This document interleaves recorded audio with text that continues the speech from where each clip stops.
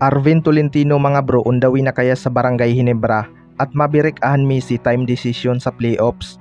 Yan mga bro, pagkatapos mong i-like ang ating video, mag-subscribe na rin kung bago ka pa lang sa ating channel at i-click ang notification bell para lagi kang updated sa ating mga sports balita.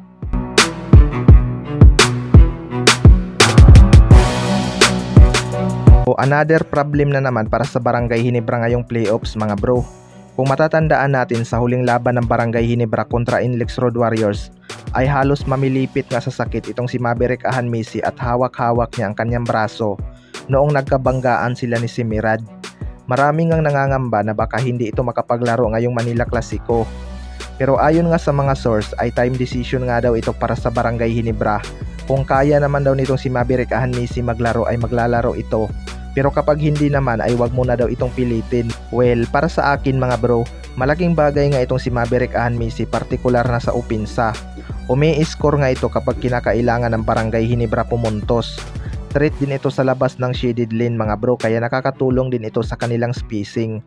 Pero kapag malas naman ang kanyang shooting ay nagiging aggressive nga ito inside the paint at inaatake ang interior defense ng kalaban. Kaya sana lang talaga mga bro ay makakapaglaro ito, lalo na't napaka-importante na maipanalo agad nila ang Game 1 kontra Magnolia Hotshots. Sa kabilang banda naman mga bro, Arvin Tolentino undawi na kaya sa Barangay Ginebra matapos nga ang naging playoffs nitong Tiraperma Jeep at Northport Batang-Pier mga bro.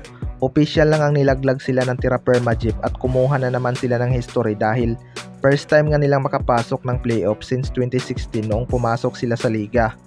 Habang kapansin-pansin nga sa mukha ni Arvin Tolentino na dismayado ito sa nangyari dahil maganda nga ang kanilang naging simula pero tinalo lang sila ng Tiraperma Jeep. Patunay lang talaga mga bro na may improvement na ang team na ito. Pero ang reward nga ng Jeep sa playoffs ay itong number 1 seeded na SMB with twice to beat advantage. Dahil nga sa pagkalaglag ng Batang-Pier mga bro, may mga umuugong na rumors na naman na undawi na daw itong si Arvin Tolentino sa Barangay Ginebra. Well, malapit na nga ang trade deadline mga bro. Kung matatandaan natin, Magnolia nga sana ang gustong kumuha dito kay Arvin Tolentino. Pero si Jeric Balanza nga daw ang binigay sa kanila at may kasamang big man na may shooting.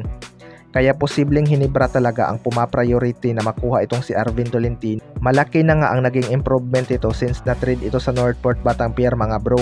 Noon pa man may mga usap-usapan na talaga na pahihinugin lang ito sa Batang-Pier at kukunin ulit ng Barangay Ginebra.